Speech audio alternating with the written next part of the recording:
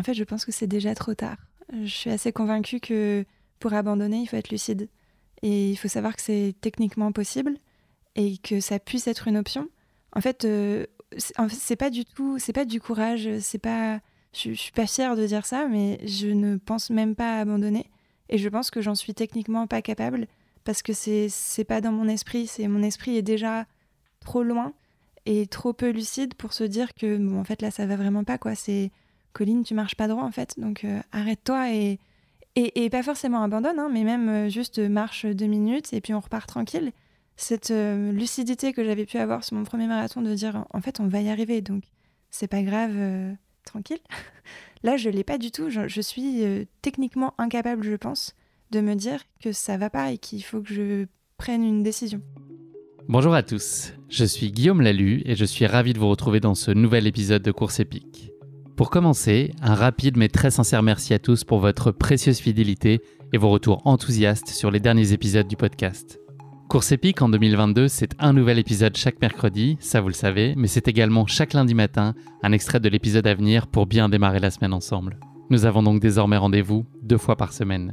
Si vous avez envie de soutenir Course Épique, les 3 meilleures choses que vous pouvez faire et qui ne vous prendront que quelques secondes. Vous abonner sur les différentes plateformes de streaming, noter et rédiger un avis sur Apple Podcasts ou sur Spotify, et enfin, en parler largement autour de vous sur les réseaux sociaux ou dans la vraie vie. Et n'oubliez pas, pour ne rien manquer des coulisses du podcast, rendez-vous sur notre compte Instagram courseepique.podcast. J'ai le plaisir de recevoir dans cet épisode Colline Margot, une coureuse amatrice qui va partager avec nous son marathon de Tours sur lequel son corps lui a rapidement envoyé des signaux qu'il ne se passerait pas tout à fait comme prévu. Colline a couru 41 km 900 de ce marathon. Les 300 mètres qui la séparaient de la ligne d'arrivée, Colline sera dans l'incapacité de les réaliser. A posteriori, elle considère même qu'elle aurait dû stopper ce marathon bien plus tôt. Mais de son propre aveu, elle n'avait déjà plus la lucidité nécessaire pour réussir à prendre cette décision. L'histoire de Colline, c'est aussi l'occasion de rappeler combien il est important de ne jamais banaliser une course, quelle qu'elle soit, et notamment ce format marathon. Je vous propose de vivre avec moi un épisode très touchant, mais aussi riche d'enseignements et teinté d'optimisme pour l'avenir. J'ai été très ému par nos échanges et par cette expérience profondément marquante de la vie de Colline. Mais je ne vous en dis pas plus. Colline va vous raconter tout ça bien mieux que moi. Bienvenue dans notre nouvel épisode de Course Épique, 41 km 900. Bonjour Colline, je suis ravi de te recevoir dans ce nouvel épisode de Course Épique. Nous enregistrons cet épisode le 31 janvier. Alors le 31 janvier est un jour heureux qui a vu naître il y a quelques années Justin Timberlake dans un autre registre Kinvey, mais qui est aussi particulièrement heureux pour moi parce qu'aujourd'hui c'est le dernier jour de mon Dry January. Voilà, donc je suis au bord du précipice, là je n'en peux plus, je compte les jours. Donc demain, ou ce soir à minuit, c'est la libération. T'as déjà fait toi Dry January ? Pour le sport, oui, mais pas forcément en janvier. Mais je comprends que ça peut parfois être difficile quand tu as des événements à fêter avec des copains et que bah voilà, c'est limonade aujourd'hui. Ça, c'est plus facile quand j'ai un rendez-vous sportif, tu vois, une course que je prépare, je sais pourquoi je coupe. Là, c'est juste j'attends le 1er février en fait, mais je regrette pas de l'avoir fait en vrai, c'est une bonne chose. Avant qu'on évoque plus particulièrement ton parcours sportif, est-ce que tu pourrais te présenter en quelques mots à nos auditeurs, Colline, s'il te plaît ? Oui, donc je m'appelle Colline, j'ai 25 ans, je suis consultante dans un grand cabinet de conseil et j'habite à Maisons-Laffitte avec mon mari, qui est quand même une super ville pour les sportifs parce que t'as la forêt, t'as une piscine, un stade, le Vexin à portée de roue, donc c'est vraiment... on a choisi cette ville-là parce qu'on a un style de vie assez sportif, quoi. Est-ce que tu pourrais nous parler de tes premiers pas dans le sport lorsque tu étais enfant puis ado ? Est-ce que tu as baigné dans un environnement qui était pas très orienté sport déjà, ou c'est des choses que tu as découvert plus tardivement ? Alors, j'ai toujours fait du sport, mais peut-être un peu plus sous la contrainte. Je faisais du judo quand j'étais petite et c'était vraiment parce que c'est un sport qui a des belles valeurs, c'est un bon sport pour éduquer ses enfants, on va dire. Ça, c'est ce que pensaient tes parents ou ce que tu pensais toi à l'époque ? Je l'ai toujours su, je l'ai toujours compris, mais c'est vraiment un truc que mes parents voulaient nous passer. Et ma mère a fait du judo aussi, donc c'était vraiment un sport important pour eux. Mais c'est vrai que pour moi, quand t'es enfant, que t'es pas à un niveau de folie, c'est surtout des gens qui se battent en fait. Et donc c'était pas vraiment mon délire et j'ai vraiment eu du mal à me dire ok, je reste là-dedans parce que c'est important d'avoir fait un sport pendant longtemps. Mais j'en ai fait 10 ans et c'est vrai que j'ai pas trop accroché et même à côté de ça, le sport c'était pas mon truc à l'école, les sports co surtout, ça m'allait pas du tout. Donc bizarrement, oui, j'ai vraiment pris plaisir dans mon sport sur le tard, quoi.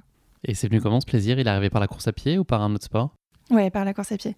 Bizarrement, c'est le sport parce que c'est facile aussi, je pense que c'est comme ça pour tout le monde, que j'ai gardé facile pendant mes d'accès, études. tu peux dire? Ouais, facile de juste prendre ses baskets et aller courir, et pas cher. Donc quand t'es étudiante, ça aide beaucoup. Mais au début, c'était vraiment pas un plaisir du tout, principalement parce que j'avais des douleurs, notamment aux hanches, des douleurs tendineuses. Donc c'est assez classique. Et puis quand on n'a pas une pratique très rigoureuse, moi j'avais pas du tout entendu parler de choisir sa paire de chaussures correctement, tout ça. Donc au début c'était un peu compliqué. Et puis ça a basculé en 2012 parce qu'on s'est inscrit avec ma famille à une course locale de la ville de Tours, les 10 km de Tours. Et donc on s'était un peu entraîné. Et c'est à partir de là où ça a été un peu plus régulier. On a refait cette course plusieurs fois. Et ça a fini de basculer assez récemment en 2018 parce que j'ai préparé le marathon Nice-Cannes avec mon copain de l'époque qui est mon mari aujourd'hui. Et en fait, je me suis blessée pendant la préparation. On le faisait en binôme, donc c'était mon premier semi. Et je me suis blessée. Et donc j'ai dû me soigner parce que c'était un TFL. Donc j'ai pris des semelles, tout ça. Et ça a fini de résoudre mon problème de hanche. Et j'ai enfin pris plaisir à courir. D'abord parce que j'avais plus de douleur, et ensuite parce que j'ai compris cette notion d'objectif et de me dire ok, je me prépare bien pour réussir à la fin et pas me blesser et que ça se passe bien. Et donc à partir de là, depuis je suis très régulière, je cours toutes les semaines. C'est bizarre à quel point ça a été une bascule vraiment du jour au lendemain, et maintenant c'est plaisant quoi. Ce marathon Nice-Cannes, là, vous étiez à deux chacun, enfin vous passiez le relais ou vous étiez tous les deux sur le marathon? C'est ça, le principe c'était de le faire ensemble et donc de se passer le relais au milieu. Puis finalement, donc, j'ai pas pu le faire. Mon mari est allé avec un membre de sa famille. Et puis, je l'ai vraiment vécu comme un peu un échec, quoi. J'étais sur la course pour encourager. J'étais un peu dégoûtée de pas participer. Et je me suis dit, OK, je reviendrai. Mais sous-entendu, potentiellement sur la course en entier.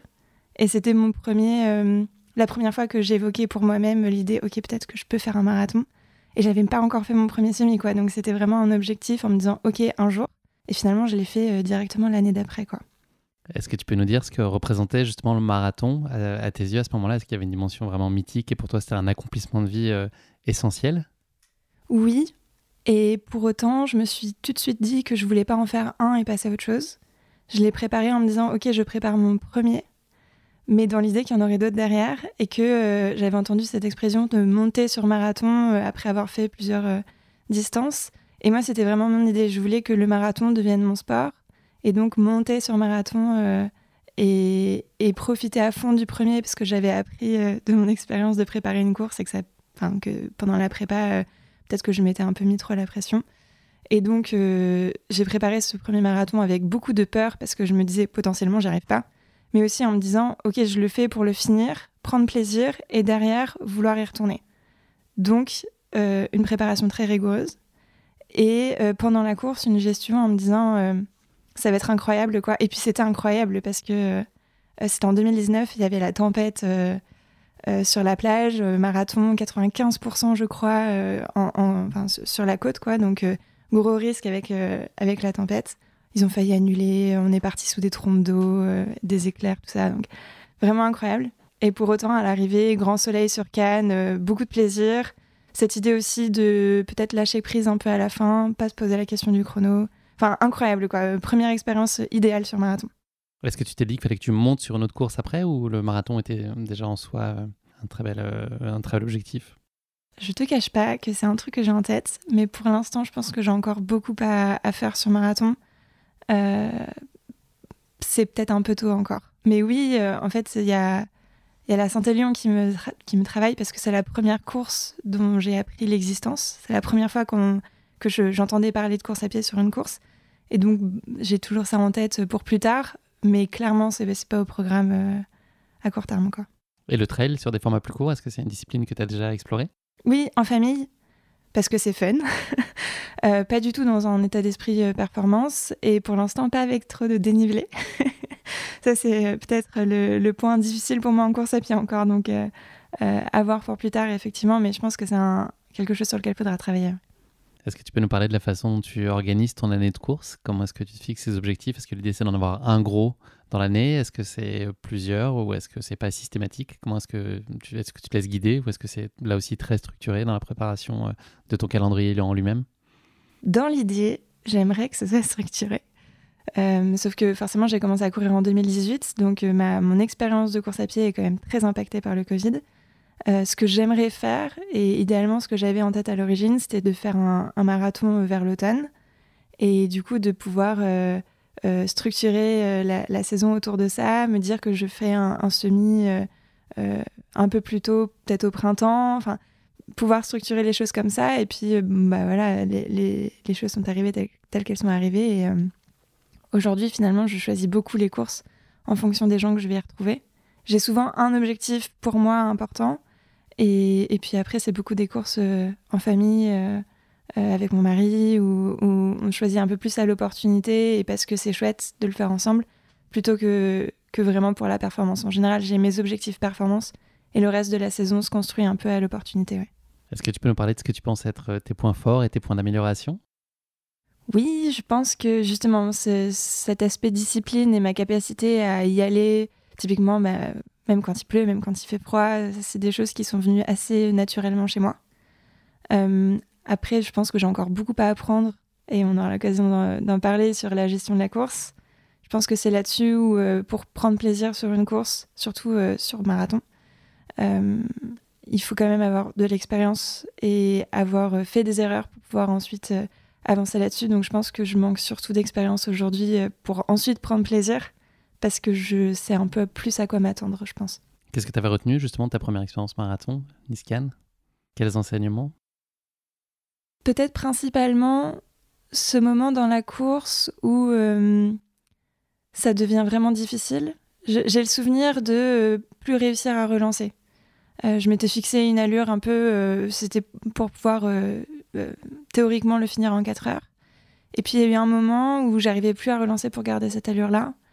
Et j'ai pris la décision en fait de lâcher prise et de me dire ok, là on est au kilomètre 32, c'est sûr que je vais finir, j'ai foi en moi, ça va bien se passer, et donc je me laisse ralentir et je me laisse porter.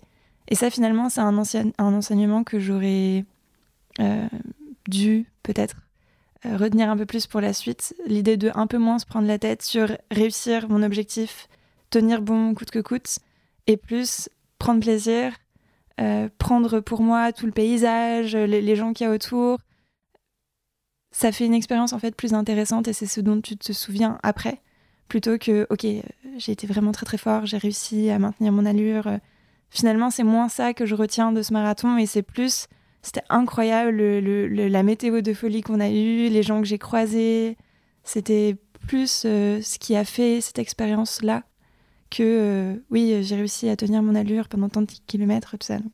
Est-ce que tu as su tout de suite que ce marathon en appellerait d'autres ou est-ce que tu as eu besoin de l'encaisser aussi en quelque sorte et de réfléchir à l'idée de se projeter sur un autre défi de cet ordre-là ?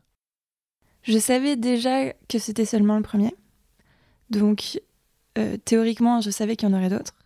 Mais c'est vrai que tout de suite après, je pense qu'on peut difficilement passer à côté des douleurs post-premier marathon. Donc, pendant quelques mois, ça a été compliqué de plus concrètement se projeter en disant « Ok, je vais en refaire un autre ». En revanche, pour moi, c'est très symbolique aussi le choix d'une course. Donc, j'ai fait Nice parce que c'était la ville de mon mari. Et je savais déjà que je voulais faire Tours parce que c'était la ville de mes parents. Donc, sans savoir si ce serait forcément à une date précise, je savais que à court ou moyen terme, je m'alignerais à Tours aussi. Est-ce que tu peux nous parler plus généralement de l'accomplissement que tu trouves dans la course à pied ? Là, on a parlé de la compétition et de ce que peut apporter des défis relevés comme un marathon. Ta sortie du dimanche, qu'est-ce qu'elle t'apporte et à quel point elle structure ta vie peut-être ? Bizarrement, même si j'ai un niveau qui en reste encore vraiment très raisonnable, je cours pas pour le plaisir. C'est une question qu'on a pu me poser, plaisir versus performance. Et bizarrement pour moi, malgré mon niveau, je suis vraiment là pour m'améliorer. Donc même ma sortie du dimanche, je la pense au global sur ma saison. Je réfléchis vraiment comment est-ce que je vais m'améliorer derrière. Donc je vais peut-être plus la faire sur un terrain adapté, tout ça. Je réfléchis vraiment comment est-ce que je m'améliore.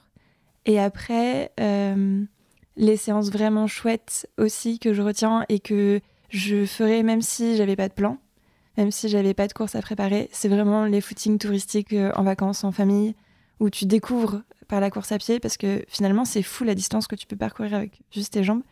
Et quand tu visites une ville, je pense que c'est les moments les plus plaisants en course à pied, de découvrir un nouvel endroit en courant. Est-ce que tu penses qu'on peut imaginer plaisir et performance combinés? Parce que tu as l'air d'un peu distinguer les deux, presque de les opposer. Est-ce qu'on peut imaginer quand même un accomplissement pour toi dans la performance? Et non pas un accomplissement dans le sens plaisir? Complètement. Je prends plaisir en fait à m'améliorer de toute façon. Et c'est un enseignement de chaque séance. Mais ce moment pendant ta séance qui peut être intense, qui peut être difficile, où tu prends plaisir à être une allure soutenue. En fait, je trouve du plaisir maintenant dans la difficulté, mais c'était pas du tout instinctif et ça a pris du temps. Et ça a pris du temps aussi de un peu préparation mentale, de savoir se dire, ok, à tel moment de ma séance, c'est vraiment dur, mais je sais que je suis capable, je sais que je vais y arriver, et apprécier une allure soutenue à laquelle on est, où on sait que ça va pas durer très longtemps, donc on peut juste prendre plaisir de se sentir performant dans son corps, quoi. C'est quelque chose que j'ai jamais eu dans une autre dimension de ma vie, dans ton corps, te sentir bien et savoir que tu es en train de réussir quelque chose. Donc ça, c'est ma façon de prendre plaisir au fait d'être performante, en fait. Donc c'est la course à pied qui t'a révélé ça, en fait. C'est pas forcément quelque chose d'inné, mais c'est cette espèce d'accomplissement. C'est la course à pied qui te l'a donné. Complètement. Et je pense qu'il y a beaucoup d'enseignements ensuite que tu peux rebasculer dans le reste de ta vie et qui viennent de la course à pied à l'origine. Est-ce que tu peux nous parler de la place de la course à pied au quotidien aujourd'hui, entre ta vie professionnelle, ta vie personnelle et familiale? Comment est-ce que tout ça se glisse? Est-ce que ça fait partie de ton quotidien tout au long de l'année? Ou est-ce que tu as des périodes de break? Comment tout ça s'orchestre? Au quotidien, je prévois ma semaine d'abord pour la course à pied et ensuite je mets le reste dedans. Ça peut paraître bizarre, mais en fait, je me suis rendu compte que beaucoup de gens dans leur vie se disent « Ok, j'ai pas le temps » et que si tu commences par là et si t'en fais ta priorité numéro 1, les autres éléments de ta vie qui sont de facto des priorités, bah finalement, ils vont prendre leur place parce qu'ils sont un peu obligés de prendre leur place. Tu vois, je sais que je travaille beaucoup dans ma semaine, donc je sais que ça va prendre sa place de toute façon. Et programmer ma séance en me disant, en fait, c'est obligatoire, de telle heure à telle heure, je vais courir, et en faire la priorité numéro 1, bah, ça m'empêche pas ensuite de me donner sur le reste de ma vie. Puis j'ai la chance, du coup, d'avoir un mari sportif, ce qui me permet à la fois de peut-être prendre le même créneau que lui et de me caler comme ça. Donc c'est une opportunité qui se crée toute seule, de courir ensemble, ou d'avoir quelqu'un qui a fait à manger après ma séance le soir. Et c'est quelque chose qui nous permet tous les deux de nous entraîner régulièrement, de savoir qu'on peut compter l'un sur l'autre. Donc ça structure ma semaine. Et puis pour l'année, je pense que je prends naturellement des périodes de break après les gros objectifs. Donc c'est aussi l'occasion de prendre plaisir en famille. Et les vacances aussi, on se retrouve tous globalement un peu de façon sportive aujourd'hui, même si c'est pas du tout axé performance là pour le coup. Merci beaucoup pour cette présentation, Colline. On va passer désormais à notre séquence de la basket chinoise, le portrait chinois version sportif. Grand classique. Donc, première question de cette basket chinoise. Si tu étais un personnage fictif, qui serais-tu et pourquoi? Je ne sais pas si c'est celui que je serais, mais celui qui m'inspire le plus, on va dire, c'est Iron Man. j'ai un petit... Bon alors, parce que Robert Downey Jr. Je ris parce que c'est le dernier épisode consacré à Iron Man et j'ai fait une question qui pique sur Iron Man. Donc, l'épisode n'est pas sorti, tu verras. Il va sortir, je pense, juste avant toi. Parfait. Bref, pardon, je digresse. Je ne manquerai pas le rendez-vous. Ouais, c'est un personnage que j'aime vraiment beaucoup pour la franchise Marvel, parce que c'est un super-héros, parce que c'est un humain normal, très très riche, mais normal aussi. Donc je trouve qu'il y a beaucoup à apprendre de ça, de voir que tu peux être juste une personne normale et puis travailler à te rendre meilleur et à devenir un super-héros, quoi. Je le trouve super inspirant. T'as une armure du même style ou pas? Tu cours avec? Oui, tout à fait. Avec toute la technologie. Ça ne nuit pas trop à tes performances? Non, je suis propulsée en fait, je triche un petit peu. 9900 km/h, c'est ce que j'ai appris en préparant la question qui pique de l'autre épisode. Voilà. Ah, c'est fou. Ouais. Donc c'est 7 secondes pour faire un semi-marathon, donc 14 pour faire un marathon, tu le sauras. Ah oui, ouais, c'est quand même un sacré chrono. Kipchoge a du souci à se faire, je pense. Ah, tu m'étonnes. Si tu étais un animal, lequel serait-il? Ah oui, alors là c'est le point clé, on va dire, de ma personnalité de coureuse. En fait, j'ai un animal totem depuis que j'ai 6 ans et c'est la tortue. Et à l'origine, je ne sais pas du tout de quoi ça vient, mais avec le temps, je l'ai vraiment adopté comme un exemple d'endurance et de longévité. Et aujourd'hui, sur la course à pied, ça représente aussi ma pratique du marathon, qui est quand même une course plutôt lente par rapport au reste des propositions running, on va dire. Et en fait, pour l'anecdote, j'ai des copains qui commencent à me dire « Mais tu sais, Colline, tu t'améliores, t'es plus vraiment débutante, tu pourrais changer. » Mais en fait, non, je vais pas changer. C'est vraiment mon totem pour toute la vie, quoi. Et j'adore cet animal. Dernière question de cette basket chinoise. Est-ce qu'il y a un sportif ou une sportive qui a une source d'inspiration pour toi en particulier ? Ouais, alors pour le coup, c'est pas en course à pied, c'est plus en judo. Bizarrement, c'est le seul sport que je suis un peu dans les médias. Et du coup, ce serait Clarisse Agbenienou. Parce que personnalité incroyable, résultat incroyable aussi, et clairement une personne vraiment très inspirante. Très bon choix, effectivement, elle est incroyable. J'ai écouté, elle a beaucoup à transmettre. On parle souvent de personnalité inspirante, je trouve qu'elle s'inscrit bien dans cette logique-là. Merci beaucoup, Colline, de t'être frottée à cet exercice de la basket chinoise. On va se plonger maintenant dans ta course épique, le marathon de Tours. Quelques mots introductifs donc, pour en planter le décor, et donc notamment l'édition 2021 à laquelle tu as pris part à l'automne dernier. Le marathon de Tours, labellisé FFA National, propose un parcours roulant à la fois urbain, nature et culturel. N'hésite pas à m'interrompre si je dis des bêtises, si je sors de la route. Seul ou en duo, les coureurs sont amenés à parcourir ces 42,195 km à la découverte du patrimoine historique de Tours, de la majestueuse Loire à vélo et des bords de Cher. Les coureurs s'élancent de la place Anatole France sur le circuit en cœur de ville des 10 km de Tours, donc qui a été ta première course, tu nous en parlais tout à l'heure, pour ensuite découvrir l'ancienne abbaye de Marmoutier, les bords de Loire et les quartiers du Vieux-Tour. Les participants poursuivent leur route sur le circuit de la Loire à vélo, en bord de Cher, en passant par Ballon-Miré, Savonnières, Saint-Génouf, soit 20 km de paysages visiblement plaisants qui surplombent la rivière, avant un retour en ville par la Riche pour rejoindre la place de la Victoire. Un retour qui, tu ne manqueras pas de nous le confirmer, Colline, est un poil monotone. Je pense que c'est pas ton meilleur souvenir du marathon, il y en a plusieurs, mais voilà, ça en fait partie, je crois. Sur le parcours, 800 bénévoles et un groupe de musique présent tous les 5 km contribuent à rendre très festive cette course toujours exigeante qui est par nature le marathon, une distance qu'il ne faut en aucun cas sous-estimer et banaliser. On aura largement l'occasion d'y revenir avec toi, Colline, tout à l'heure. Enfin, le parcours de ce marathon tourangeau se veut être plat et donc propice à des chronos intéressants, avec seulement 56 mètres de dénivelé positif sur l'ensemble du parcours. Voilà ce qu'il faut avoir en tête sur ta course épique qui va nous intéresser aujourd'hui et qui malheureusement t'a joué un vilain tour, on peut le dire. Avant que tu ne partages avec nous le récit de ta course épique, c'est l'heure du moment redoutable de la question qui pique. Donc ce ne sera pas sur Ironman cette fois-ci. On va parler de cinéma. Voilà, c'est un peu le cas, un peu dans la continuité de ce que j'ai fait précédemment avec Ironman. Tours, donc, qui est le cadre de notre course épique aujourd'hui, on l'aura compris, a accueilli pendant ses années d'enfance et également été le cadre des premières initiatives de réalisation d'un cinéaste français devenu bien célèbre depuis, Patrice Lecomte. J'imagine que tu as en tête quelques films cultes de sa cinématographie, à commencer par Les Trois Bronzés, ou encore dans un registre plus dramatique Tandem, ou encore le sous-estimé Les Grands-Ducs, avec Marielle, Noiret et Rochefort, que j'adore. Je ne sais pas si tu as vu ce film-là, Les Grands-Ducs. Pas du tout. Voilà, il faut absolument regarder ce film qui est assez méconnu. Et malheureusement, il ne reste plus un seul de ces trois acteurs géniaux aujourd'hui. Mais par contre, Les Bronzés, t'es calé. Tu connais. Je connais. Après, est-ce que je suis calée ? Je ne sais pas. On va le savoir bientôt. Donc voilà, comme la saison s'y prête, on va s'intéresser plus particulièrement aujourd'hui aux bronzés font du ski. Première question donc de ce vrai faux, puisque c'est un vrai faux que je vais aujourd'hui te proposer pour cette question qui pique. Il y a une scène de dégustation de liqueur de crapaud dans le film. Est-ce que tu vois cette scène ? Malheur. Oh non, ça remonte beaucoup trop. Pas du tout. Ah, je vais te guider. T'as une chance sur deux après, c'est statistique. Il y a une scène de dégustation de liqueur de crapaud quand ils sont dans un chalet.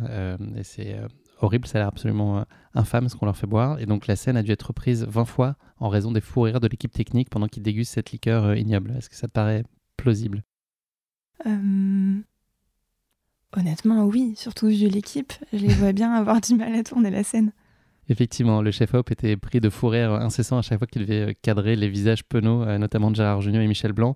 Et en fait, les acteurs, ils ont avoué après s'être un peu brûlé la bouche durant le tournage, parce que dans cette scène, visiblement, c'était de la vraie liqueur. Donc je pense qu'au bout de 20 prises, ça ne devait pas être très joli.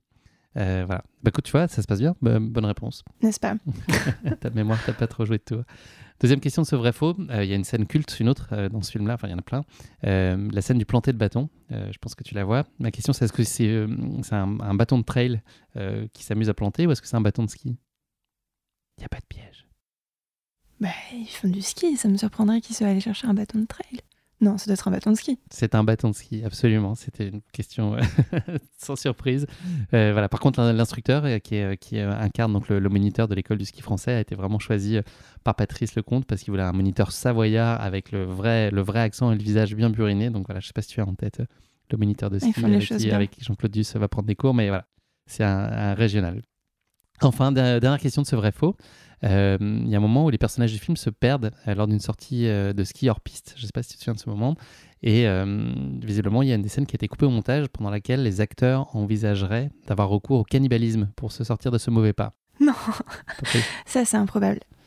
Et bien, figure-toi que c'est vrai. Mais non. Eh oui, donc ça fait partie des 40 minutes du film qui ont été coupées par Patrice Lecomte, puisque le film durait 1h20 et ils ont quand même 40 minutes de chute.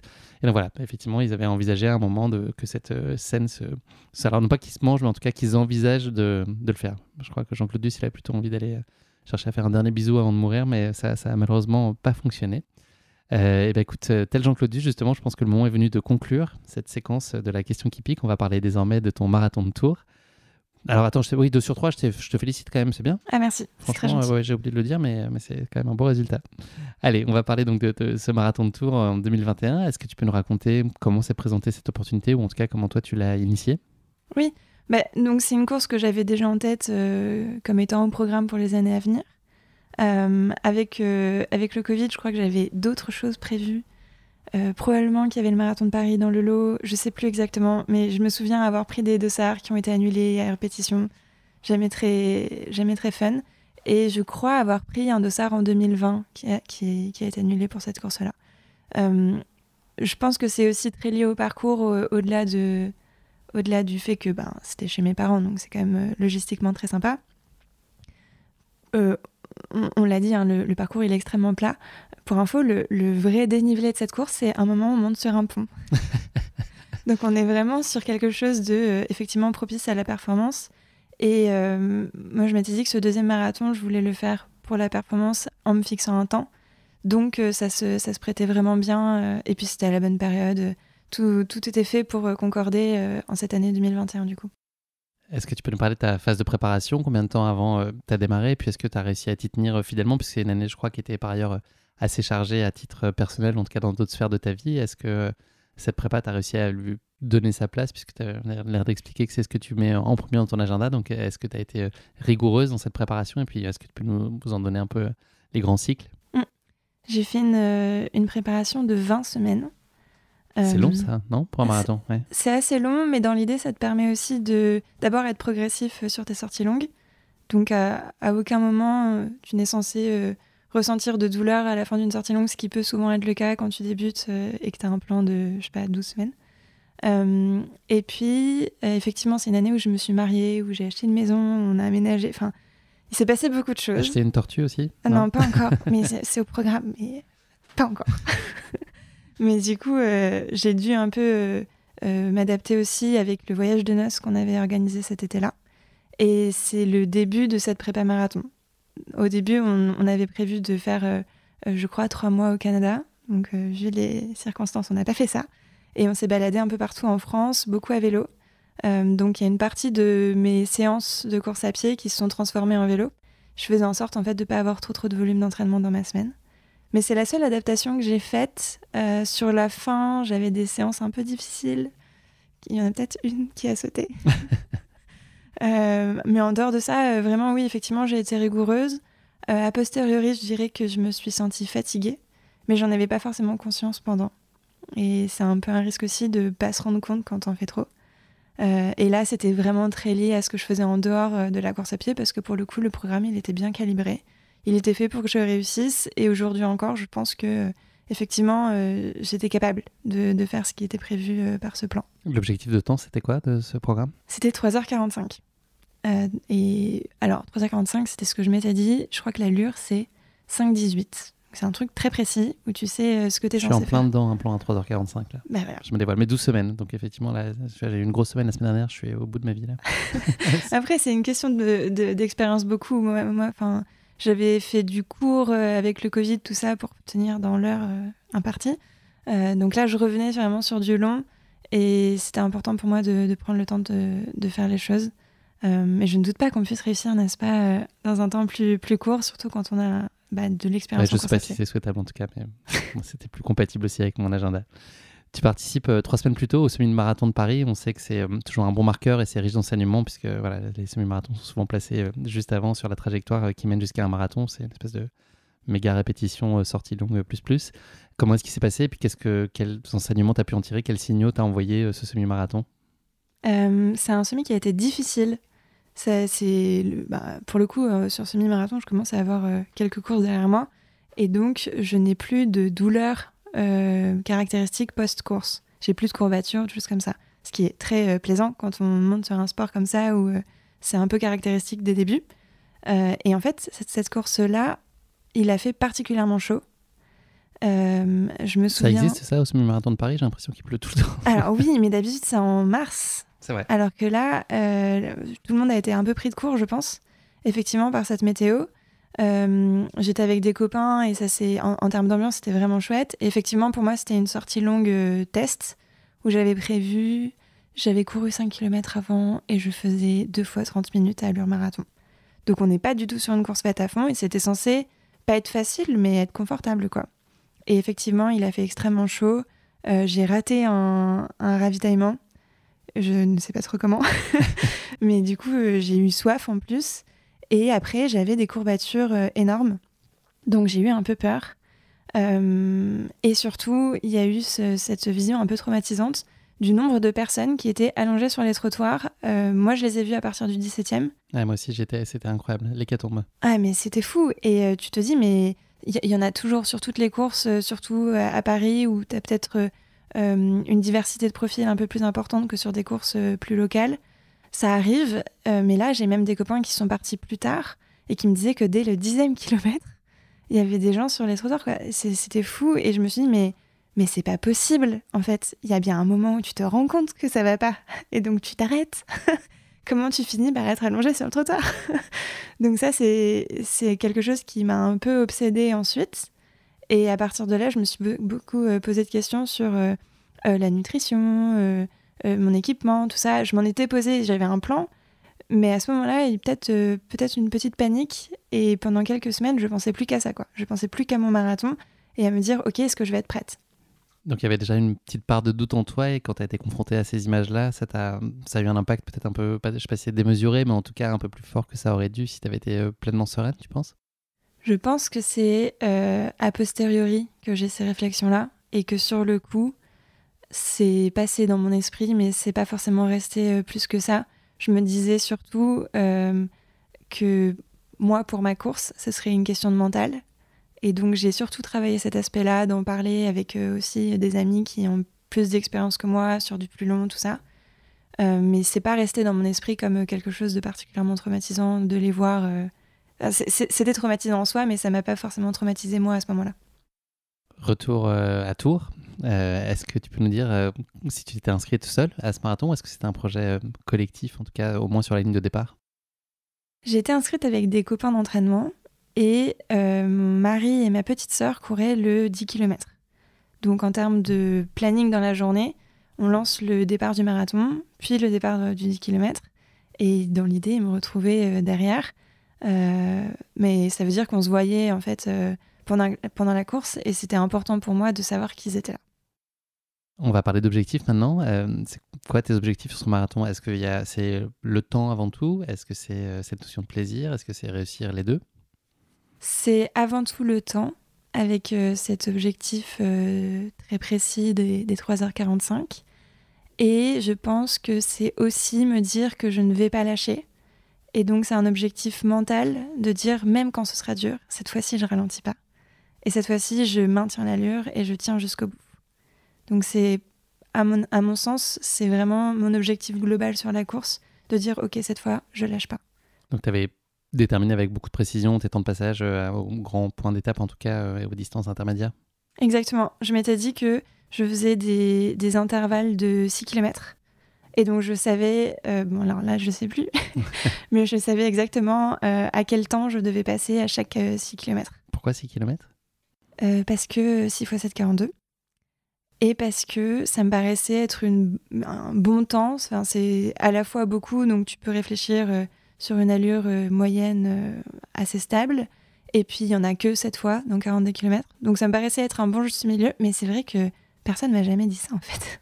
Est-ce que c'est une façon pour toi de découper aussi l'objectif final en micro-étapes et étapes intermédiaires et tu raisonnes à horizon 6 km? C'est un peu ça la logique derrière ça? Oui, complètement. Sur mon premier, je comptais en 10 km.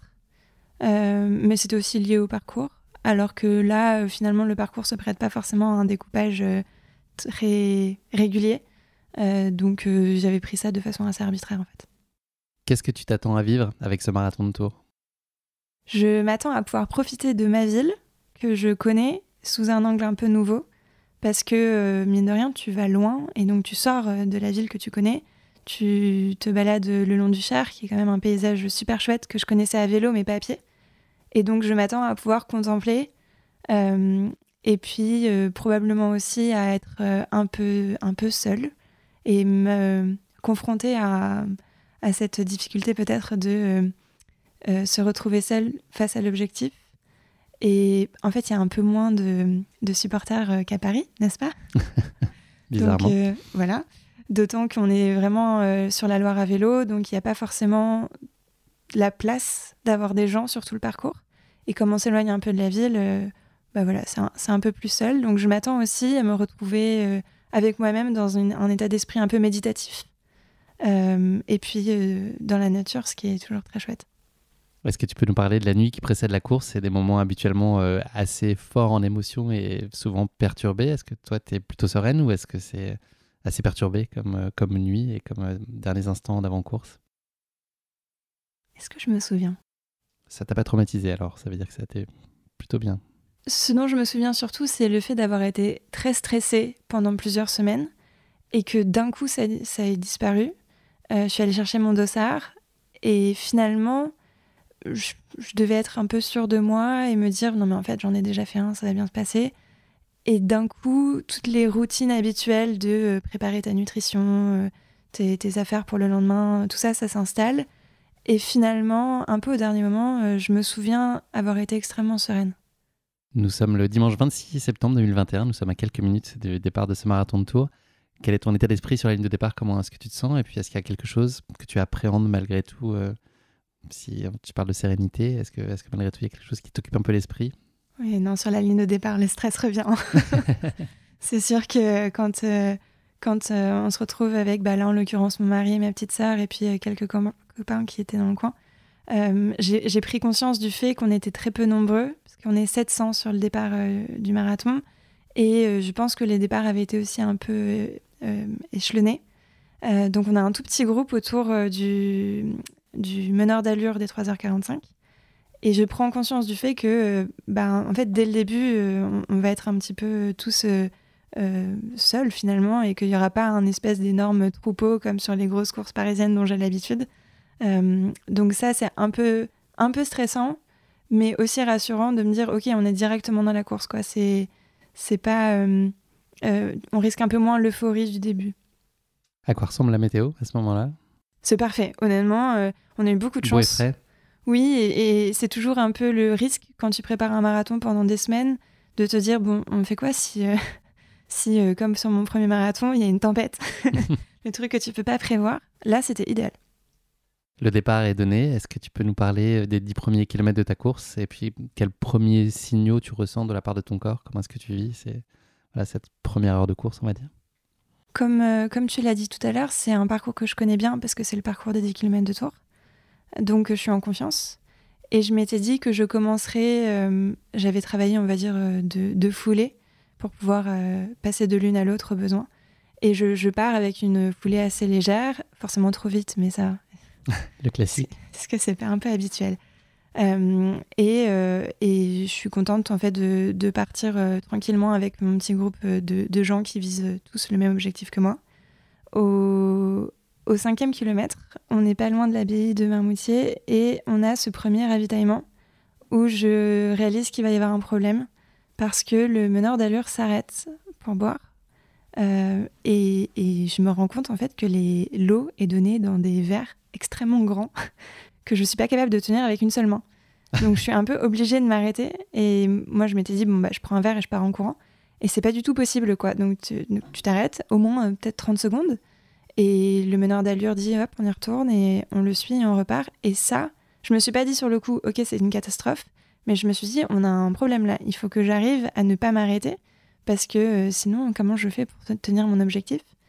Et juste après ça il y a le fameux pont où on a tout le Gros dénivelé de la dénivelé, tu course. sors les bâtons. C'est ça. Et en fait, dès ce moment-là, je me sens pas facile. Donc ça, c'est une toute petite inquiétude de me dire non mais on est au tout début du marathon, c'est une blague, c'est pas possible. Et puis on passe le 10e kilomètre, nouveau ravitaillement, nouvelle incapacité à le prendre en courant. Mais pour l'instant, quelque part, je me dis bon, c'est pas tout à fait normal, mais je me pose pas plus de questions que ça. T'es pas dans l'analyse, en tout cas, t'arrives à en tout cas pas te focaliser sur ça et à essayer quand même de profiter ou en tout cas de rester concentré et pas te laisser envahir par le doute. Exactement, je prends un peu plus de distance et je me dis bon mais c'est un marathon quoi, donc normal. Au 18e kilomètre, tu es encore dans les temps que tu t'étais fixé, mais la situation se corse un petit peu après, puisque aux environs du 25e kilomètre, on te retrouve titubante. Est-ce que tu peux nous expliquer ce qui est en train de se passer? Est-ce que toi, tu as l'impression que à ce moment-là, tu es en train un peu de perdre le fil de ta course? Oui, en fait, à partir du 15e kilomètre, les ravitaillements sont plus que tous les 2,5 kilomètres. Donc tu as l'occasion tout le temps de boire de l'eau. Et moi, j'ai très soif, tout le temps. Et on a toujours cette situation où à chaque ravitaillement, on s'arrête entièrement. Le meneur d'allure qui repart plus ou moins en même temps que moi. Mais je commence à avoir cette petite pression de me dire, il faut pas que je le lâche, quoi. Et il y a même un ravitaillement où le meneur d'allure s'arrête et va aux toilettes. Donc tu te dis, mais c'est fou quand même, comment c'est possible? On perd pas mal de temps. Et je réalise petit à petit que avec ma technique des 6 km là, bah finalement, je cours mes 6 km beaucoup plus rapidement que prévu, puisque je m'arrête complètement au ravitaillement. Donc je me fatigue plus vite. Et arrivé au 25e kilomètre, c'est anormalement dur par rapport à mon expérience de me dire, ok, au semi, tu te sens normalement encore bien. Et je vois des paillettes un peu partout. Et à partir de là, à chaque ravitaillement, j'ai une demi-seconde pour me tenir droite. Et les gens, les bénévoles qui tiennent les stands s'en inquiètent un peu et me disent « Madame, ça va bien ?» Donc je réalise que ça se voit aussi de l'extérieur, quoi. Je me sens pas bien et ça se voit. Mais c'est principalement... je me sens déboussolée plus qu'autre chose. J'ai pas vraiment de douleur physique. Voilà, typiquement douleur de hanche qui revient un petit peu, les pieds un peu fatigués, mais c'est pas dans mon corps, c'est autre chose et c'est ce qui me fait peur en fait, de pas comprendre pourquoi est-ce que ça va pas et pourquoi est-ce que c'est pas facile. Ça annonce à compter du kilomètre 25, qui est un passage donc plus monotone le long du Cher, on en a parlé. Dans quelle optique tu es alors, là, compte tenu des signaux que tu viens d'évoquer? Est-ce que tu as révisé un peu tes objectifs par la force des choses? Pas du tout.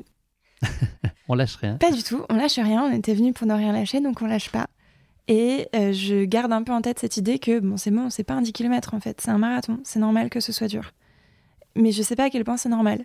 Et je me dis, on a dit qu'on ne lâchait pas, donc je continue à regarder ma montre et à rester à l'allure.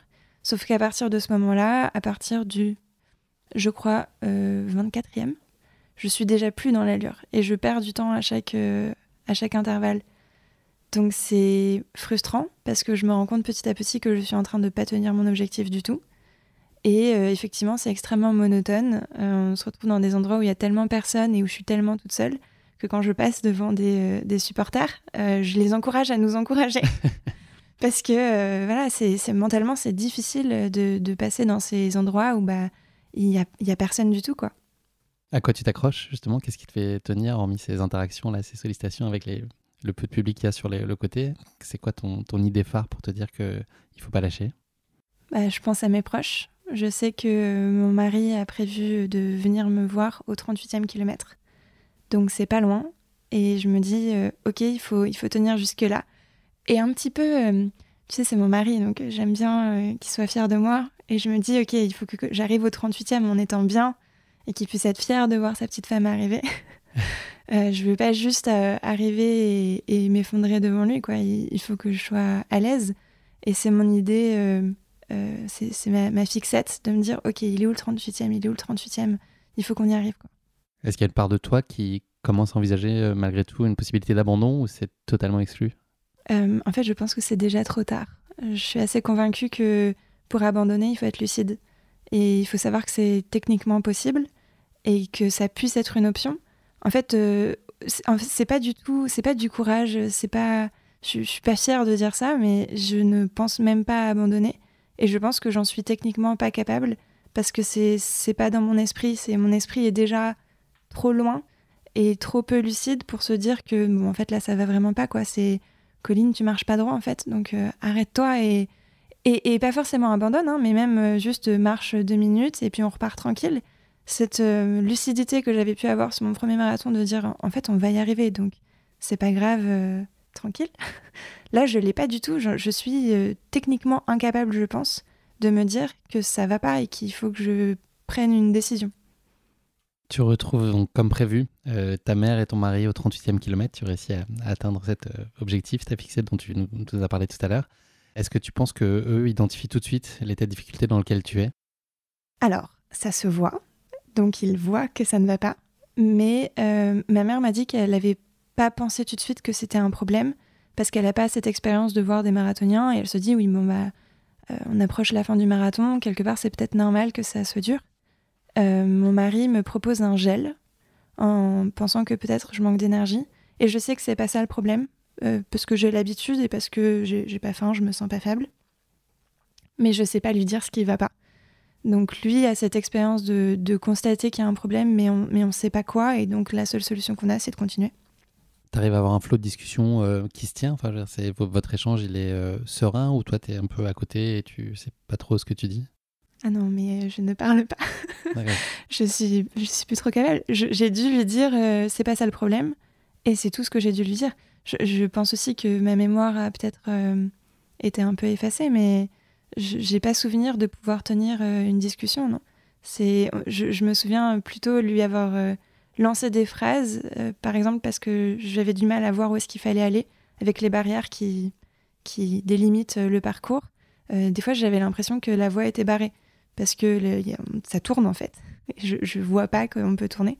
Donc c'était plutôt lui envoyer des phrases comme ça en lui disant où est-ce qu'on va, plutôt que de tenir une conversation. Là, il y a des moments où tu marches à ce moment-là ? Ou est-ce que tu essaies de maintenir un semblant de rythme de course ? Je ne marche pas parce que techniquement, il y a un moment où j'ai les 2 pieds qui touchent plus le sol. Mais si tu regardes mon allure à ce moment-là, j'ai une allure de marche, clairement. Et j'ai une foulée qui est très particulière et qui ne me ressemble pas du tout, où j'ai les jambes en avant et le corps en arrière. Et c'est lent, ça se dodeline, c'est très bizarre. J'en ai conscience, hein, mais j'arrive pas à la corriger. Est-ce que c'est presque de la marche rapide, en fait ? Un équivalent ? Je crois que t'as pas le droit de pas toucher le sol en marche rapide, C'est vrai, non ? t'as besoin d'avoir un des 2 pieds tout le temps. Ouais, exactement. On va demander à Yoann Diniz. C'est ça. Ta course, elle s'arrête avant la ligne d'arrivée, après 41,9 km, contre les 40,2 que compte le marathon. Est-ce que tu peux nous parler de ces toutes dernières centaines de mètres de ta course et ce dont tu te souviens, en tout cas, de ce qui s'est passé à ce moment-là ? Je me souviens surtout que je maîtrise plus rien du tout, que c'est infini. Là, ce qui est très particulier, c'est que pour le coup, on est dans Tours. Et encore une fois, c'est ma ville, j'ai l'habitude d'y courir. Et je ne reconnais absolument rien. Pourtant, en plus de connaître la ville, j'ai travaillé le parcours. Donc je sais où je suis censée être et je ne reconnais pas. Et il y a cette arche gonflable sous laquelle on est censé passer et qui s'effondre à ce moment-là. Donc en plus, c'est un peu perturbant. Et puis je sais qu'il faut la contourner. Mais en fait, il se passe beaucoup de choses dans ma tête et j'ai du mal à attraper les idées. Ça devient vraiment très compliqué de penser finalement. J'ai toujours mon mari à côté de moi qui me suit très lentement. Il t'incite à t'arrêter, lui ? Il te dit qu'il faut... À ce moment-là, il me dit... en fait, il m'a expliqué ensuite qu'il constatait que j'avais des symptômes un peu bizarres. Lui, ce qui l'a fait réagir, c'est que donc, j'avais la tête qui partait en arrière et j'avais du mal à la garder droite. Mais ce qui l'a fait réagir réellement, c'est le fait que j'avais les mains recroquevillées sur elles-mêmes. Et c'est un symptôme dont il avait déjà eu l'expérience, qui en fait est neurologique, quoi. C'est tu perds le contrôle, c'est pas du tout musculaire. C'est pas que ton corps, c'est aussi ton esprit qui part un peu en cacahuète. Et à ce moment-là, il me dit viens en marche.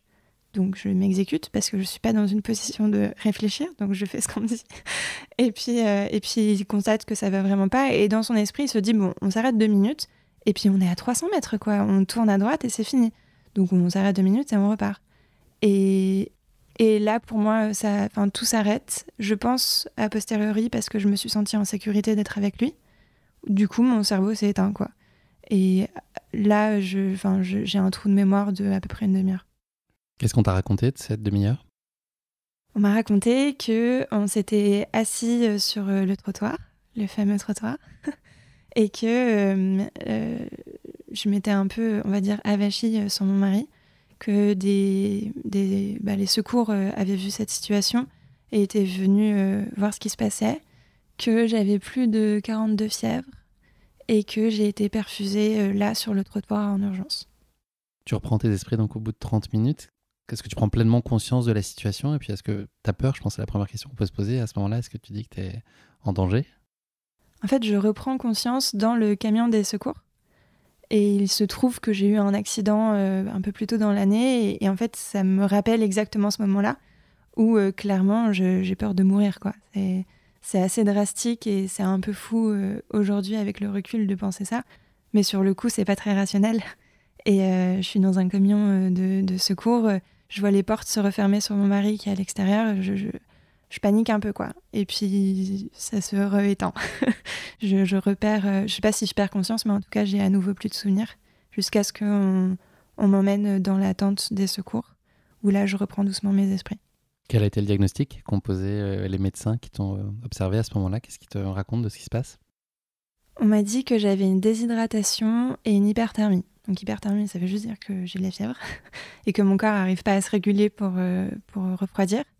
Et une déshydratation, ça devrait sous-entendre que j'ai pas assez bu, alors qu'à chaque ravitaillement, tous les 2,5 km, j'ai bu énormément d'eau, quoi. Donc sur le coup, je comprends pas du tout comment c'est possible. Au total, je crois qu'ils m'ont mis 2,5 litres d'eau salée dans le sang. Donc c'est absolument énorme. Et en fait, ma compréhension, c'est que je me suis déshydratée malgré l'eau que je buvais, probablement parce que j'étais épuisée, parce que justement je courais trop vite entre les ravitaillements, probablement aussi parce que je buvais de l'eau claire, et c'est quelque chose qui n'est pas toujours recommandé sur des efforts comme ça, où on transpire beaucoup et où il faut apporter des minéraux. En fait, il y a plein de raisons différentes, plein de petites choses qui peuvent peut-être expliquer que je me sois retrouvée dans cette situation. Mais toujours est-il qu'à la fin, c'est pas tant un problème du corps. En fait, ce qui m'a éteinte, c'est vraiment le cerveau qui, en cas de déshydratation, se dessèche un petit peu. C'est assez imagé, mais dans l'idée, c'est ça. C'est ton cerveau qui se rétracte et qui, du coup, fonctionne beaucoup moins bien. Et ça explique à la fois les mouvements pas très naturels, ce qu'on pouvait voir de mes yeux qui apparemment regardaient pas droit, les mains dont je parlais, la posture, la tête, bon, tout ça, et puis le fait de perdre un peu la mémoire et sur le coup de plus être capable de répondre aux questions qu'on me pose. L'hyperthermie, elle est liée à ta déshydratation? C'est vraiment deux symptômes, deux choses distinctes? Alors je sais pas exactement parce que c'est des choses que je maîtrise pas trop, mais de ma compréhension, c'est possible effectivement que j'ai pas réussi à me refroidir. Le fait de boire, ça participe aussi à te refroidir pendant un effort et que ça n'a pas fonctionné, quoi. J'insiste sur le fait, comme on l'a dit, la météo elle est parfaite, hein. Il fait pas particulièrement chaud et c'est pas un paramètre important comme typiquement sur le sommet de Paris dont on parlait. Là effectivement il avait fait chaud, à Tours ça va, hein. C'était pas ça le problème. Au bout de combien de temps ton état de santé il redevient un tant soit peu rassurant? Et puis est-ce que les médecins ils étaient prêts à te libérer à ce moment-là, ou est-ce qu'ils avaient envie de te garder un peu sous surveillance parce que la situation était encore un peu précaire et instable? J'ai passé 2 heures sous cette tente et ces 2 heures à monitorer le fait que mon esprit revienne. Donc c'est beaucoup de questions du genre comment s'appelle votre mari? Et je sais en fait je connais son nom, mais il me paraît très bizarre alors que c'est mon mari quand même. Et puis j'ai une amie qui nous appelle et je sais pas qui c'est alors que c'est mon amie. Il y a des choses assez peu rationnelles comme ça. Je sais pas dire mon adresse par exemple. Donc c'est des choses qui reviennent petit à petit et qui ça rassure en fait les soignants de voir que ces choses-là reviennent. Mais de temps en temps il y a des trucs bizarres du genre j'ai mal aux jambes d'un coup comme ça, où j'arrive pas à les bouger, et ça leur fait très peur parce que une fois qu'on parle de neurones, c'est possible qu'il y ait des membres qui répondent plus. Ça les inquiète. Et de temps en temps, tout le monde s'excite. On passe de « tout va bien, madame » à « oh là là, il faut enlever vos chaussures ». Donc, c'est des petits moments de panique. Mais finalement, au bout de 2 heures, quand tout le reste de la course a été nettoyé, ils hésitent à se dire est-ce qu'il faut l'emmener à l'hôpital. Et puis, un peu sans que j'arrive à l'expliquer, d'un coup, ça va mieux. Et je pense que ça y est, mon corps a fini de se réparer. Et on se lève et on part. Donc ils te laissent partir, ils sont OK pour ça?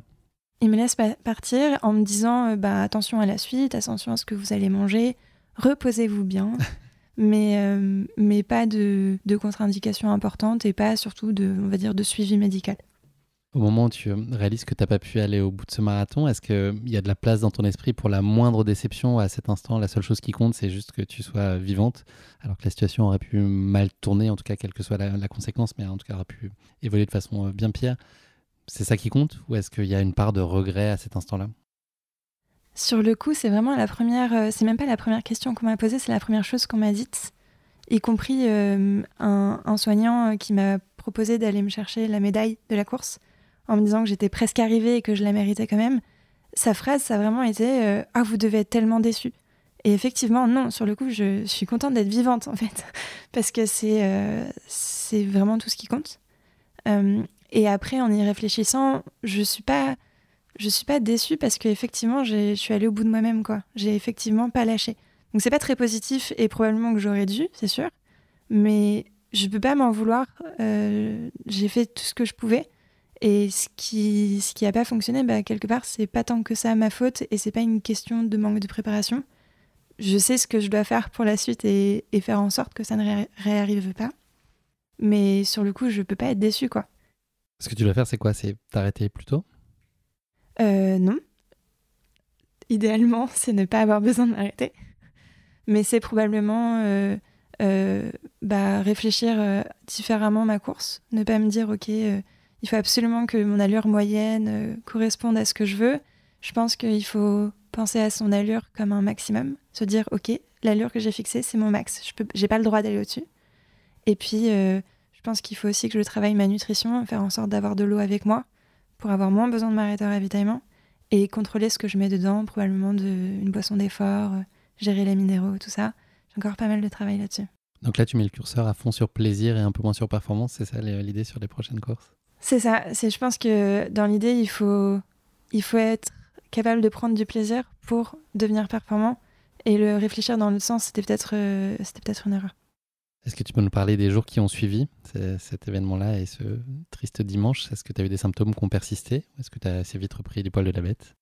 Dans mon esprit, j'ai pas eu du tout de séquelles et c'est très chouette parce que quelque chose qu'une soignante a dit, c'est 300 mètres de plus, ça aurait pu donner des séquelles long terme. Donc en l'occurrence, j'ai vraiment rien eu et ça, c'est vraiment bien. En revanche, comme on peut l'avoir sur un marathon d'une manière générale, et là, par excellence, j'ai eu des problèmes de digestion derrière. On m'avait dit, il faut faire attention, ne manger que des choses qui vous donnent envie et le moins solide possible. Bon, effectivement, hein, les 3 jours qui ont suivi, mon système digestif fonctionnait pas du tout. mais rien de grave. Et j'ai attendu un peu plus longtemps pour manger des dragibus et des pizzas.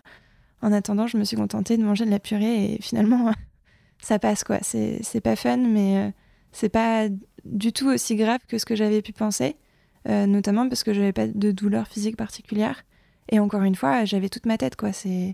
C'est fou après 2 heures à se sentir complètement en dehors de soi, que d'un coup tout revienne et qu'il n'y ait pas de séquelles. Est-ce que pour toi c'est un souvenir qui est douloureux aujourd'hui? Ou est-ce que tu es plutôt reconnaissante de la façon dont tu t'es sortie de ce mauvais pas et dont les choses ont tourné? Je suis très reconnaissante envers les soignants et envers mes proches. Et je suis reconnaissante des enseignements que j'ai pu en tirer, notamment pour la suite et les prochaines courses qu'il y aura. Parce que sur le coup, je m'étais dit, ok, après ça, on fait une vraie pause. Et finalement, d'avoir vu d'autres courses, et notamment le marathon de Paris qui était juste après, je me suis vraiment dit, non mais en fait, j'ai un truc à finir. Et donc, il faut que j'y retourne et que je fasse les choses bien. Donc finalement, je garde un souvenir bizarrement positif en me disant, c'était mon 2e marathon. J'ai arrêté de dire que j'avais pas fini mon 2e marathon parce que c'est pas ça qui nous importe. Ce qui compte, c'est, ok, j'ai eu ma 2e expérience et j'ai hâte de pouvoir l'utiliser pour la suite. J'imagine que tu as eu l'occasion d'en reparler avec ton entourage. On a parlé de toi, de ta perception évidemment de cette course et de la façon dont elle s'est conclue. Est-ce que tu sais comment eux ont vécu? Est-ce que vous avez eu l'occasion de reparler de tout ça et comment eux aujourd'hui vivent avec ça? Est-ce qu'ils ont plus d'appréhension maintenant quand tu te projettes sur une course? Est-ce que tu Est-ce que vous en parlez ou pas d'ailleurs? Sur le coup, j'ai un souvenir très vif de mon mari extrêmement calme, ce qui est propre à lui-même et j'en étais pas surprise. Mais c'est toujours très plaisant et très calmant de le voir calme lui-même. Je me dis, ok, donc ça va. Et puis ma petite sœur, qui se trouve à ce moment-là être jeune sapeur-pompier et étudiante en médecine, qui me dit exactement ce qu'il faut. Elle est absolument pareil, calme, elle est posée, elle me dit que ça va bien, que tout est ok. Et c'est très impressionnant dans une situation pareille où toi tu as l'impression que tu es en train de mourir. Et du coup, quand on en a reparlé derrière, je pense qu'ils ont eu le temps de mûrir ce qui s'est passé aussi. Et mon mari, notamment, a beaucoup réfléchi. Il se trouve que moi, je suis restée à Tours un jour de plus et lui, il est parti, donc on n'a pas été ensemble. Et ça a permis aussi que chacun réfléchisse à cette expérience. Et je pense qu'il a eu très peur. Du coup, on en a reparlé un peu plus à froid. Et il s'est dit qu'il aurait dû comprendre et il aurait dû m'arrêter. Et j'espère aussi, du coup, moi-même être capable d'arrêter un marathonien, même à 300 mètres de l'arrivée, si les 300 mètres en question peuvent lui coûter trop cher, quoi. C'est dur de se dire ça. Et ça a été d'autant plus dur pour ma mère parce qu'elle s'est dit, mais en fait, moi, j'avais pas forcément compris que ça allait vraiment pas. C'est elle qui filme les derniers instants de course. Et c'est amusant parce que dans cette vidéo, on l'entend dire « Allez Colline, bravo, continue », alors que je suis en train de m'effondrer, quoi. Donc ce détachement, cette différence, en fait, sur le coup, je le comprends pas trop. Mais derrière, je réalise qu'elle a aussi très peur. Et effectivement, elle veut être là pour la suite de mes projets. Et elle n'est pas tout à fait rassurée. Et elle pensait que du coup, je m'arrêterais d'un coup et que j'arrêterais de courir, quoi. Donc se dire non, mais en fait, elle y retourne, je pense que c'est aussi un peu inquiétant. Pour avoir vu la vidéo, effectivement, c'est aussi très très impressionnant, là, quelques centaines de mètres de l'arrivée à la toute fin. C'est hyper spectaculaire et un peu angoissant, faut le dire. Un peu, hein. Est-ce qu'il y a une image que tu retiens aujourd'hui de cette course? Je crois que j'ai pas d'autre image que justement le visage de mes proches.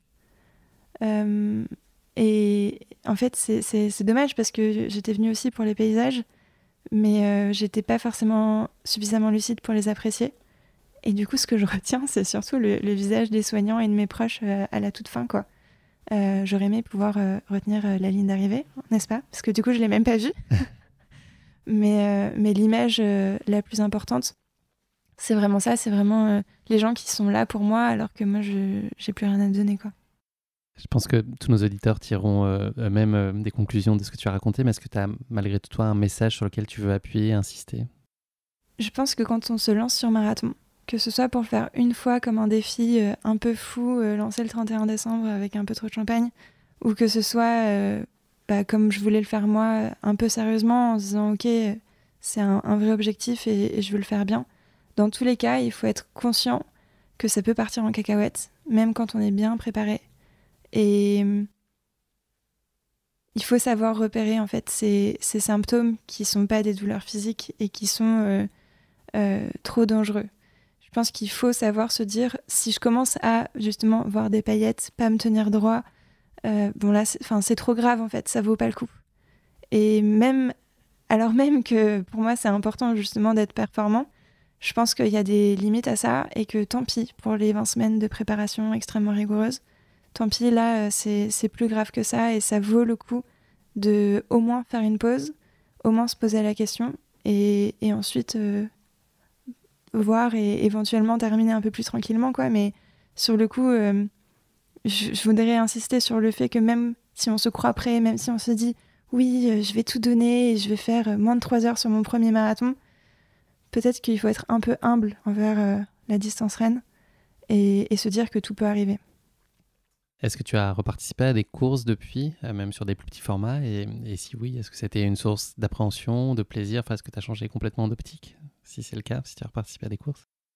Alors pas encore, parce que j'ai des dossards qui ont été annulés encore, mais j'ai un dossard pour le semi de Paris à venir, j'ai un dossard pour le marathon de Paris à venir, et je pense que je vais plus les aborder dans cet état d'esprit-là. Pas forcément sans penser du tout à la performance, mais vraiment en me disant, à nouveau, objectif, finir bien, prendre plaisir et vouloir y retourner derrière. Un peu plus prendre soin de soi et le faire pour être bien et pour en être fier, pas pour à tout prix avoir un temps particulier qui, objectivement, ne veut pas dire grand-chose. À plus long terme, on a parlé de ces objectifs-là pour les semaines à venir, puisque c'est imminent en tout cas. Tu l'attends même en phase de prépa du marathon 2022, en plein dedans. Est-ce qu'il y a un projet sportif qui te fait particulièrement envie à plus long terme? Là, tu as fait un marathon dans la ville de ton mari, de tes parents. Qu'est-ce qui reste? Tu as des cousins au Danemark, dans Massachusetts, sur le Kilimandjaro? Ça pourrait être quoi le grand rêve sportif pour toi? Effectivement, je pense que je voudrais courir d'autres marathons et je ne sais pas forcément encore lesquels. Tu vois, je m'étais dit que je voulais courir Bordeaux parce que c'est rigolo, c'est de nuit, c'est un peu plus aussi dans la Cambrousse. Bon, c'est malheureusement une course qui n'existe plus, donc tant pis. Donc à voir pour les prochains marathons à courir. Je sais typiquement que les majors, c'est toujours assez excitant. Mais en parallèle de tout ça, à l'origine, pour de la récup, je me suis doucement mise à nager, puis doucement à rouler. Ok, je te vois venir. Voilà. Et donc l'année dernière, j'ai fait mon premier triathlon olympique. Et je pense qu'il y a encore pas mal de choses à explorer là-dessus. Peut-être aussi parce que tu maîtrises beaucoup moins ton chrono. Et du coup, tu y es beaucoup plus pour prendre plaisir et tout donner, mais un peu moins en suivant la montre et un peu plus en se disant est-ce que là, je peux donner plus? Allez, vas-y, tu donnes plus. Et prendre plaisir dans l'effort plutôt que de courir après un chrono. Pourquoi tu penses que dans le triathlon, par rapport au chrono, le rapport n'est pas le même? Non, c'est juste mon expérience. D'accord, ok. Je sais, je suis bien placée pour savoir parce que pour le coup, mon mari a couru un Ironman l'année dernière. Donc c'est quelque chose qui est aussi présent dans ma famille. Je suis bien placée pour savoir que beaucoup de gens mettent des chronos objectifs. Moi, c'est plus ma vision des choses. La course à pied, ça restera mon dada de performance. Et le triathlon, c'est plus full plaisir. Je te propose de conclure classiquement cet épisode, non pas avec le mot de la fin, mais avec le motto de la fin. Est-ce que tu aurais un motto, une devise qui t'est particulièrement chère et que tu souhaiterais partager avec nos auditeurs? Oui, ça s'y prête assez bien en plus. Depuis que je suis toute petite, c'est mon père qui nous dit improviser, dominer, gagner.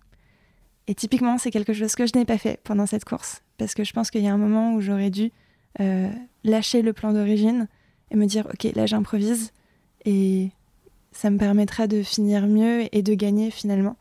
Je pense qu'il faut savoir aussi se détacher de ses plans de base et improviser pour dominer et gagner. Merci beaucoup Colline, c'est malheureusement déjà la fin de cet épisode. Merci d'avoir partagé avec nous cette expérience qui a été particulièrement marquante de ta vie, on l'aura bien compris. Il n'est jamais très simple de partager ce type d'expérience qui ne se passe pas forcément comme on l'imaginait et qu'on pourrait percevoir à tort, vraiment j'insiste, comme un échec. Ton histoire, c'est aussi l'occasion de dire à nouveau combien il est important de ne jamais banaliser une course à pied, quelle que soit la distance, et notamment évidemment le format mythique qu'est le marathon qui alimente beaucoup de fantasmes, puis il y a une espèce de surenchère dans les distances. Je pense qu'il faut rester toujours en pleine conscience de ses capacités et rester aussi assez humble, tu l'as dit, par rapport à ce qu'on est en capacité de faire, et puis de ne pas se mettre en danger outre mesure, puisque on est exposé à beaucoup de surenchères, d'exploits et de dépassements de soi qui nous inspirent, donc c'est génial pour ça, mais je pense qu'il faut aussi savoir un peu remettre en perspective. Je n'ai pas de leçon à donner à qui que ce soit, mais en tout cas, moi, je trouve que c'est important d'être prudent sur cette distance et puis cette envie d'aller toujours plus loin, qui est finalement très humaine, mais être mesuré et pas se mettre en danger outre mesure. Merci pour nos échanges et ton précieux témoignage, Colline. Je te souhaite beaucoup de bonheur et beaucoup de réussite pour la suite de tes aventures. Et puis surtout, j'espère de renouer avec la médaille de finisher le 3 avril prochain du côté de l'avenue Foch. Merci beaucoup, je penserai à toi sur la ligne d'arrivée. Merci, Colline. Merci à tous de nous avoir suivis, j'espère que cet épisode vous a plu. Pour ne manquer aucun épisode, n'oubliez pas de vous abonner sur les différentes plateformes de streaming. Et si le cœur vous en dit, n'hésitez pas à mettre le maximum d'étoiles sur iTunes ou sur Spotify, cela aidera Course Épique à se faire connaître plus largement encore. Merci et à très bientôt pour notre prochain épisode de Course Épique.